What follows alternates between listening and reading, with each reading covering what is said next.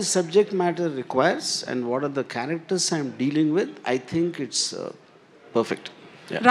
అందరూ కొత్త వాళ్ళైనా వర్మ గారు అందరూ కొత్త వాళ్ళైనా ఒక్క నిమిషం ఆర్జీవి గారు ఎప్పుడు రియాక్ట్ గారు నిన్న ఫస్ట్ టైం చిరంజీవి గారికి రిప్లై ఇస్తూ కొంచెం ఎమోషన్ కూడా అయినట్టున్నారు. వై చిరంజీవి గారి మీద ప్రేమ సడన్ గా మారిందా? సరే, ఇక్కడ మనం శివ గురించి మాట్లాడదాం. మీకు సెపరేట్ అంటే శివ గురించి మాట్లాడుతున్నది ఆయనకి ఆ క్వశ్చన్స్ అడగకపోతే ఆయనకి నిద్ర పట్టదు.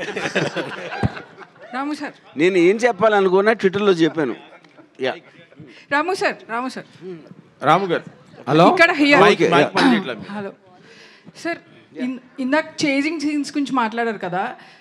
వన్ సీన్లో నాగార్జున గారు వెనకాల పడుతున్నప్పుడు ఐ థాట్ అసలు ఆయన దొరికేస్తారు, ఈజ్ సంథింగ్ విల్ హ్యాపెన్. అసలు I've seen the movie lot of times, ఇంటర్నెట్లో చూశాను, ఎప్పుడు చూసాను. It's my favourite movie. Realism పుట్టింది తెలుగులో శివ అని అనుకుంటాను నేను. అలా ఉన్నప్పుడు I thought something will happen to the baby or to him. కానీ వెళ్ళిపోయినప్పుడు ఐ థాట్ ఓకే, ఇలా బస్ ఎక్కి వెళ్ళిపోయినప్పుడు so that was his escape. Next immediate సీన్లో సుధాకర్ గారు వెనకాల పడతారు.